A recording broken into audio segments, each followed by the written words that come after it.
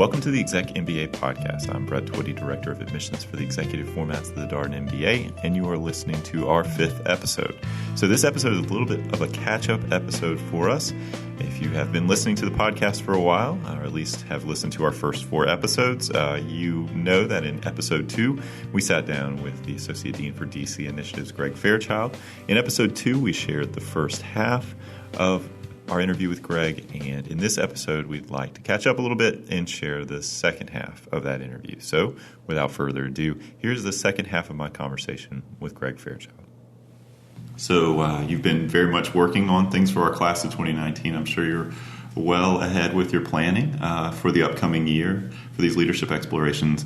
What do you have in store? Any teasers or trailers for people here? So there's some things we're working on right now. There's some embassy visits that, again, will tie into some of the countries that we're visiting. So there are some conversations right now with the Embassy of South Africa and the Embassy of India. Still pending on how those will happen. But I think if I were a student, I should not be surprised that, again, we're in a global city. So I should not be surprised at all that even as there are the BRICS or there are other parts of the world that are really growing, we have some of that in Washington. And that it could mean a visit to an embassy. But let's take China, for example. We brought in the Brookings Institution's China expert to come in and talk about the greater Chinese economy and how it operates. And that sort of thing is what we will continue to do again and again. You know, another thing that we're working on is we really believe in leadership. And so one of the things that really excites us is the different ways that people lead. So at Marine Base Quantico, there's a facility where they actually do a lot of the training and simulated training for officers that are coming into the Marines. And we're going to spend a day with them learning about and going through one of the simulated exercises that they do to illustrate different ways that people can lead at an individual level, but certainly in groups as well. That's one of the things that when I talk with prospective students, they always highlight about why Darden is appealing, because it's case method, right? Everybody has this aspiration to be a senior level leader, and what better way to practice? What makes you most excited about teaching in the case method or the case method's potential for a student? So, you know, Brett, I had the experience of sitting in a case method classroom, I guess, in the fall of 1990, so 27 years ago. And it was, for me, a very different educational moment. I all of a sudden, I wasn't sitting taking notes while someone had their back turned to me at the board. And not only that, I was expected, when I walked in the room, to be ready to throw what was my best advice on whatever the problem was on that day. And that was really intimidating and really scary, because all of your best thinking and your worst thinking gets laid out in front of 62 people. And even with all that stress and even with all that challenge, I fell in love with it. So, when I considered coming back as a professor, I considered schools that weren't as strongly case method driven.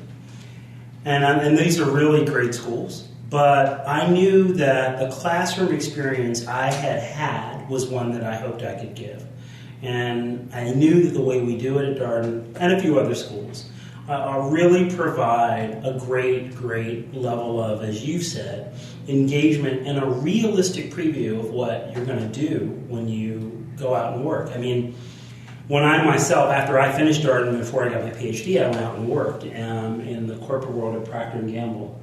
And I'll always remember that there are these moments in meetings where you're in a meeting and you're one of the folks there, and the muckety-mucks turn and they say, hey, we're trying to decide what to do about this initiative. And everyone pauses and looks at you, and you have to give your analysis and you have to give your recommendation. One of the things I think that the case method does is it simulates that moment every day. And so what I felt and what I observed when I went out working was I was much more prepared to both frame my answer, but also to walk someone listening through my answer through the reasons why my rationale made sense. And some of the other people in the room might have had the same analysis or even the same rationale, but they weren't as skilled at knowing how to talk through and sell it to others. That's what I think we do with the case method, and that's why I think it's so powerful. I think the third thing that I will always remember is the case method has a wonderful flexibility to it, in which if there's someone in the room that knows a lot about, again, we were talking about Amazon, they know a lot about distribution or logistics. Or even an even better example was when we brought Joyce Banda in to speak to the students. I had some rough knowledge of a number of people in the room who had experience on the African continent, to include work in the military, work in the federal government, and work in nonprofits. And so we had actually a surprising number of people with a good depth on the continent. But one of the great moments was there was a student, Malcolm Peace, who had been born in Malawi. And he's an American, he's not Malawian, and yet that was where he was from. I bring it up to say the great thing about a case method classroom is you do not know who else in the room actually knows something about the topic that you're discussing. And so even as a professor, if you're at the front of the room, with high likelihood there's someone in the room that knows a good bit about the topic as well. And they can be wonderful to bring into the discussion to add insight and reality to the stuff that we're talking about. It leverages that collective wisdom experience. I think that's the thing that we always talk about, particularly in the executive formats, where you've got people who've worked, some people 5 years, some people 30 plus years, a lot of people in between on the experience scale. They've done different things, different life experiences. What a shame it would be to sit in a class, listen to a lecture, and never get to hear all these different perspectives. And I think that's exactly right. I think we try to take the view that all the knowledge does not sit at the person who happens to have the chalk in his or her hand. So one last question here. Obviously, this is the ExecMBA Podcast. So you work with full-time students and you work with exec students. What do you find exciting about working with our executive format students? So you've already said it. I find the level of on-the-ground, direct knowledge just amazing. And it's not that there's not a broad range of diverse experiences in the residential program, because there certainly are. But it is that the executive format students come to us, generally speaking, with more years in the field, more miles on the road. And in my sense, those discussions then have within them a level of nuance around some topics that I might not always find. I mean, I gave an example just now about the level of depth of knowledge of the continent of Africa that happened to be in the room while we were doing an Africa unit. At the same time, I think the executive format students have this wonderful sense of, I'm currently engaged in what I do. And how is the topic we're working on right now immediately applicable to me?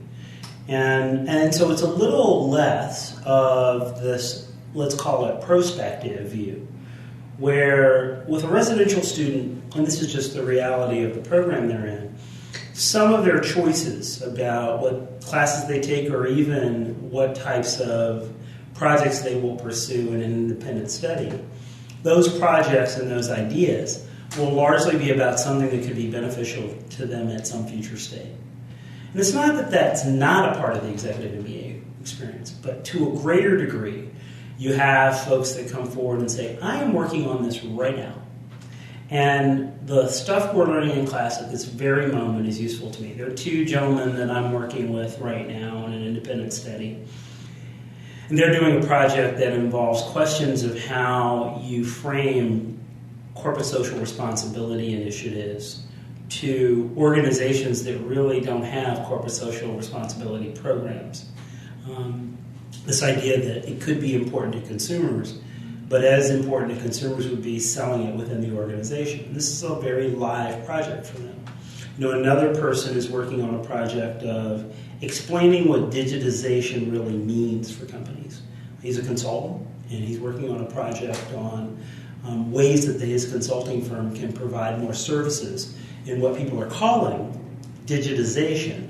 But he's finding they mean many different things when they use that word. And so I guess I would just say the projects are live. and that makes it more exciting. Well, Greg, thank you for taking time to be on the podcast, and it's great to hear your perspective on these leadership explorations and what makes the executive format so exciting to you. So thank you again. You've been listening to my conversation with Greg Fairchild, who is the Associate Dean for DC Initiatives here at Darden and works closely with our executive format students on a course called Leadership Explorations. Thank you, as always, for listening to the ExecMBA Podcast. If you have any questions about the executive formats of the Darden MBA, we are here to help. We offer phone conversations, in-person meetings, or what we term office hours, but also are always happy to answer your questions via email. And you can reach us at exec, that's EXEC, MBA@darden.virginia.edu. Thanks for listening.